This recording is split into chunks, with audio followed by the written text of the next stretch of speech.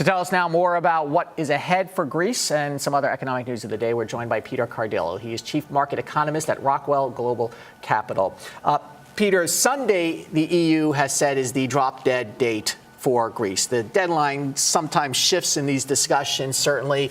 Do you think that they're going to have a deal done by Sunday? And if not, what happens Monday morning in Athens? I don't think they'll have a complete deal by next Sunday, but I think that they will at least have a deal to give them a short-term loan that will be able to take care of some of the obligations that are coming up next week.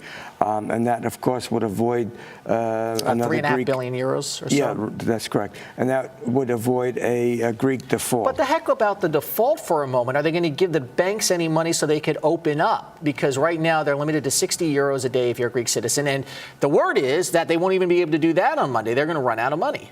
That's right. And I think that will be part of that deal.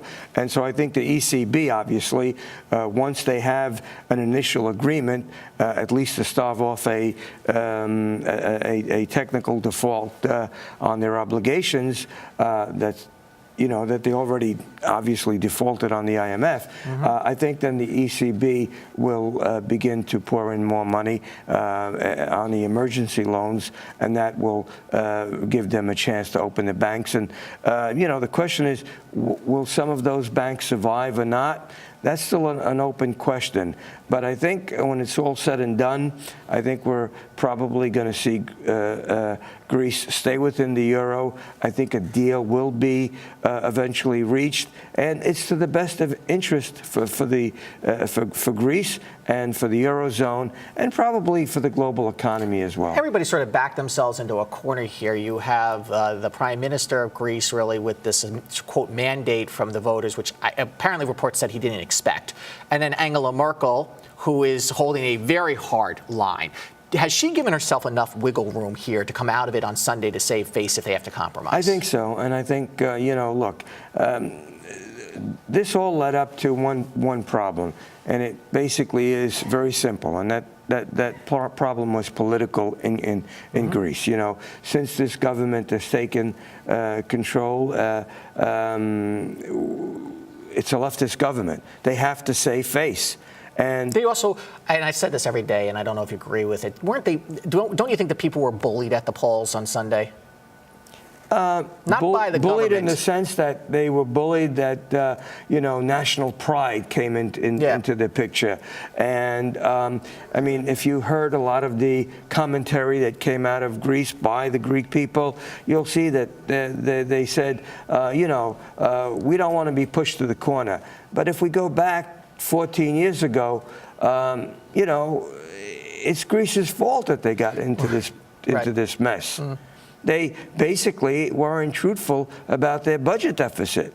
And so now it came back to haunt them. But so people aren't going to blame a 14-year-old. Exactly, and someone has to give in, and I think it's going to be Greece. There were some stories today that some hotels said they're accepting drachmas, but now they say that was a mistake. That's not possible, right? Now, I don't know how they could be accepting drachmas when they're not around anymore, and I don't even know if they have the ability to print them. Well, the old finance minister says they did not, that the printing presses were, quote, destroyed, but they do print euros, so I'm wondering why they just don't start printing more of those. I want to talk to you. And back them up by what? Exactly. I'll talk to you about the U.S. for a moment. The jobs reports today, the Fed minutes yesterday. Greece is clearly weighing on the Fed a little bit. Absolutely. Not only is Greece, but also China. But, I think that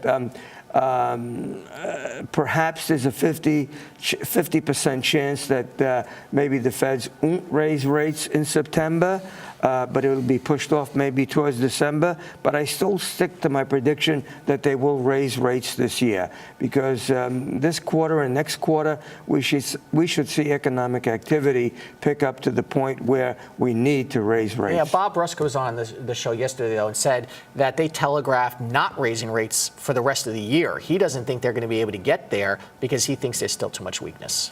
I don't see the weakness, especially in the jobs market. The service sector seems to be holding up well. The manufacturing sector seems to finally be turning around here.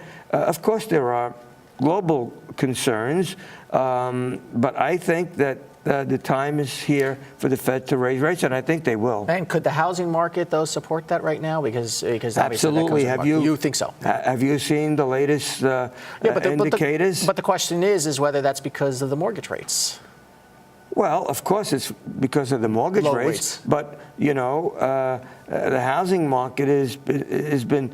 Well, depending, I shouldn't say it's on fire, depending what area of the country. Certainly, if you look at New York, it's been on fire.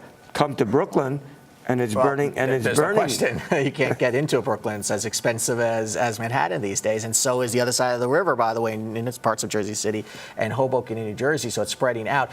What is the danger? Walk us through the danger of waiting too long to raise interest rates. I think the danger of waiting could be inflation, somewhere down the road.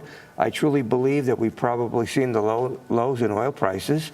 And I think that, another danger is, of course, the biggest the danger that the Feds face is when they have to begin to unload their balance sheet. Mm-hmm. And that could be a real scary time for the markets. Peter Cardillo, thank you as always. My pleasure.